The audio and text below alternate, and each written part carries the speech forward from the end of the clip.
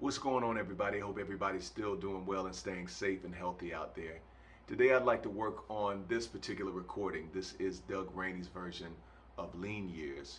And for this video, we're going to focus on his solo. It's a one-chorus solo, and it's at a brisk tempo, but it's only one chorus, so I'll break it down and point out some of the lines that I thought were hip in this solo. But it's not too complex, not too complicated, just kind of straight to the point. And sometimes that's okay, right? Just get to the point without all the extra fluff. So here we go, Doug Raney solo, Lean Years.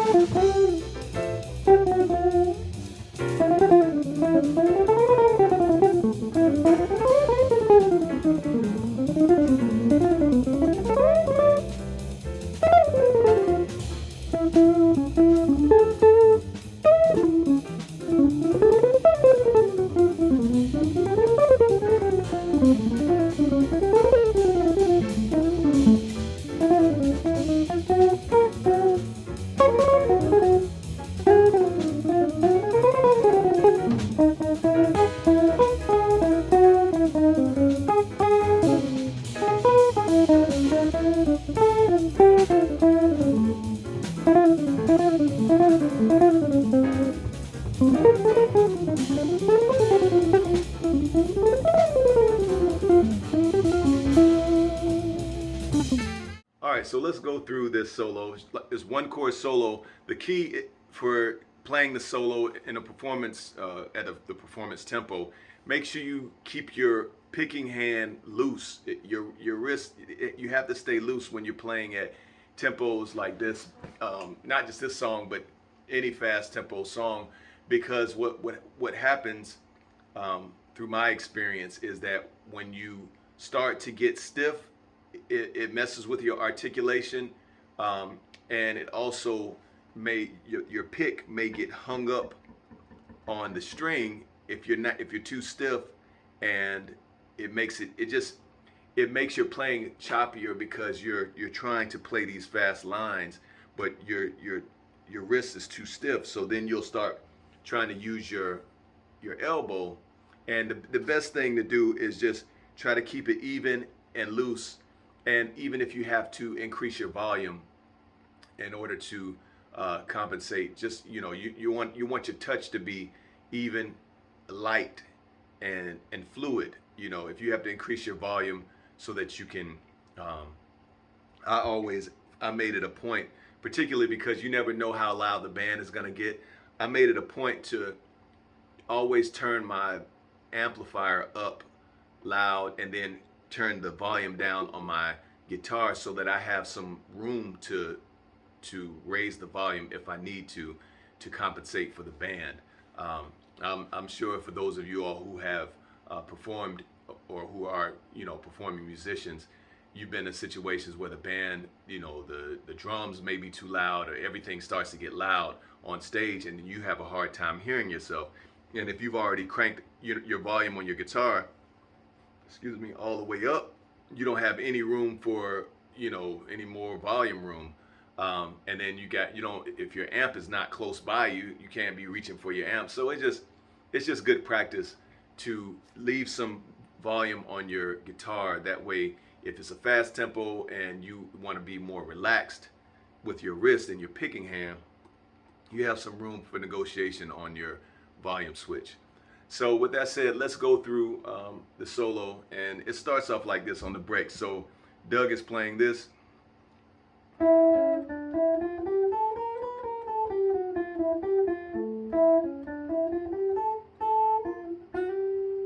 That's the opening phrase. One more time.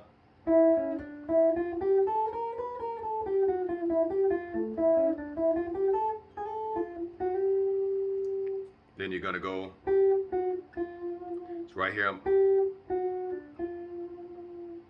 And if you'll notice, if you really listen to the recording intensely, or you'll notice some of the ghost notes that he does. Saxophone players do ghost notes, or the ghost notes are common, but but I like to always, pay attention to the little details. So right here, he's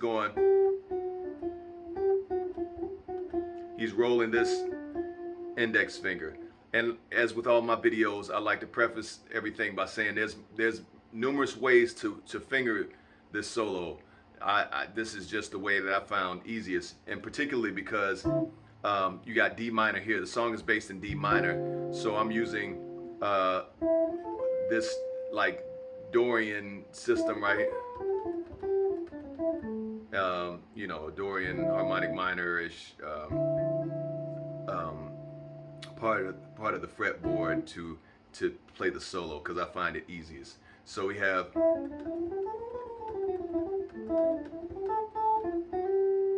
then we're gonna go, then we go,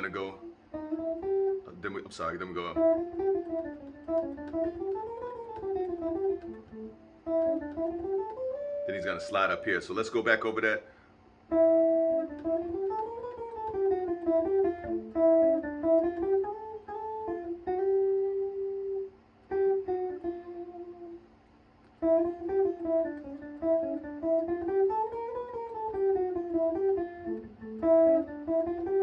So all of that is pretty much the same. It's just variations of the same or same idea at the beginning off of D minor, kind of like a D Dorian type of thing.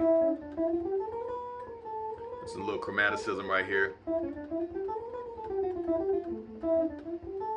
You're gonna slide up here for the change, because it changes in a 2/5 and B flat major.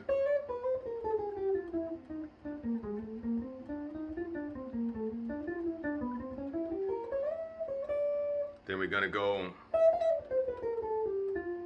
right there, back to D minor. So you're back at D minor. So let's get that middle section again. Once again, that's the ghost notes.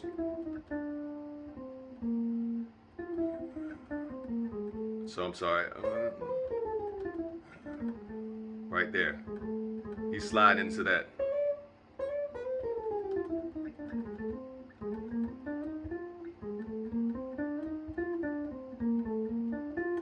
So right here, he's 2/5.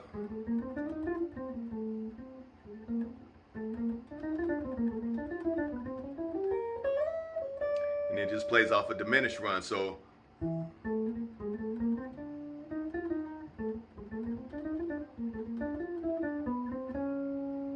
right there. So he's back to D minor. So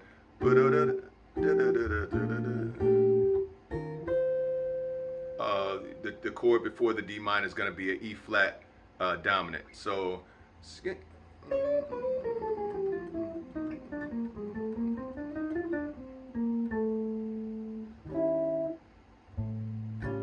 or an A7. I said the E flat. I'm sorry. You can think of it as a tritone. I'm just really trying to explain the use of the diminish run there.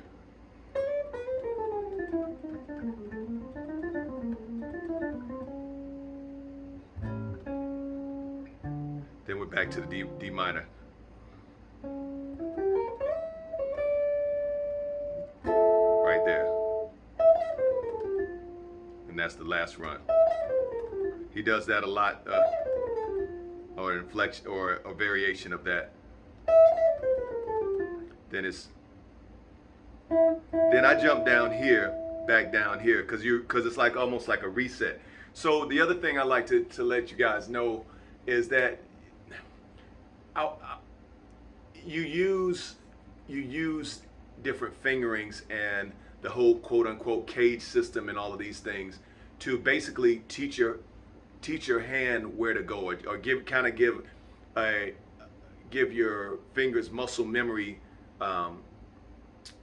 I guess it allows your fingers to have some level of muscle memory, but I don't. It was a Joe Pass book where Joe Pass even stated you don't want to get caught up in the different fingerings and all of this other stuff. You just want to know where you are on the guitar at all times. So in this instance, the song is in D minor. So first thing I would suggest is figure out all the areas where D minor is on the fretboard, and make sure that you know if you're in this section of the fretboard, you know where D minor is. If you're in this section of the fretboard, you know where D minor is. If you're on this section, you understand what I'm saying? So it's just like, just know where you are, so that way you can jump around.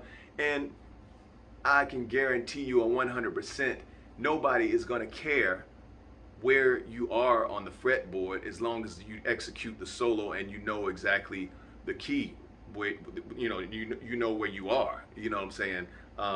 So don't get caught up in fingerings. That's why I let you know from the beginning that there are various fingerings to solo, to finger this solo. As long as occasionally, if we're transcribing it directly, sometimes, like I said in some of my previous videos, I can tell based on the timbre of the strings. I can know kind of where they are, because of course, that note, that A is gonna sound different because of where it's at on the fretboard,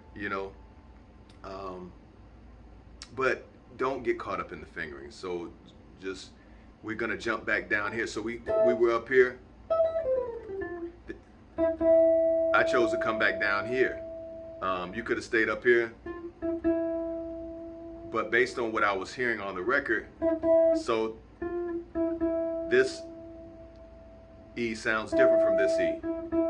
Sounds a little bit more muffled.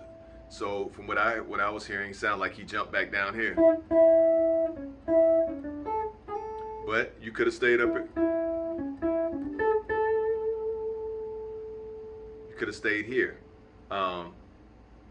It doesn't, like I said, that part is kind of very trivial and irrelevant. You just want to make sure that you execute the notes. So let's stay up here. Right there. So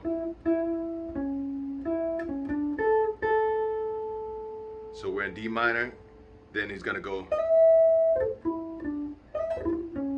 back to this major minor 7, or major 7 over D minor. It's like the minor major 7 sound. Then he's gonna go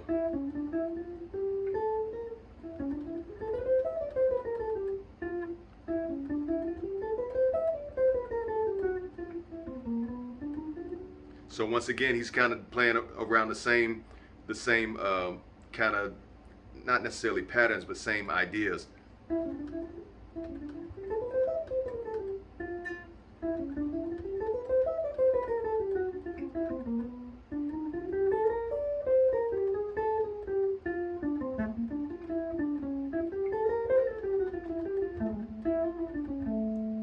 And that's the whole phrase right there. So let's go back over that. Out of here.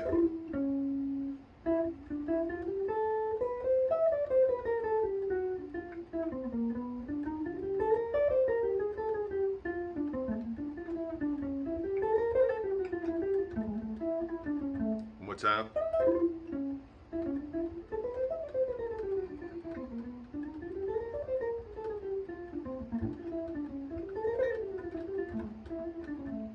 That's the whole phrase.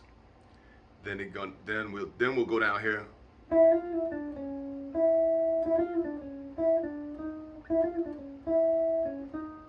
Right here. Now he's moving to the bridge, which is E flat minor 9.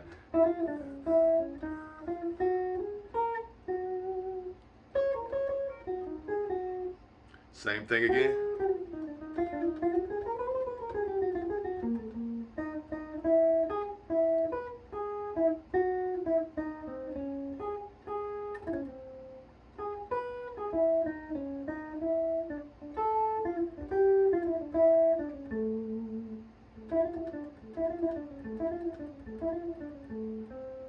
And he's going to go back up here. This is 2/5 and B flats, major 7.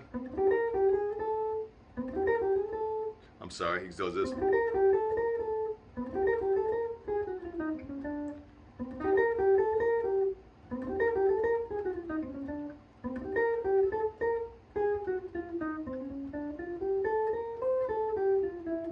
Sorry, that's So this was probably one of the more trickier lines. He actually was playing this,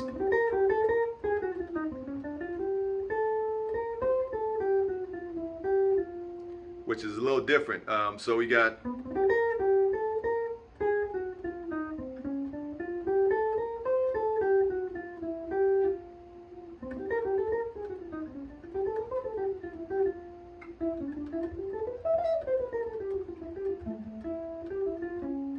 and that's the whole solo.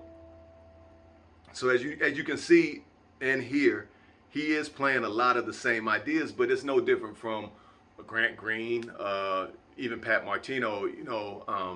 Sometimes they play some of the same or variations of the same idea, even Sonny Rollins. So I guess that was another high point in the song. Like this, the solo, in my opinion, was still a great solo, a one chord solo, even though he played a lot of similar ideas throughout, but it was still effective, got to the point, and served the song well.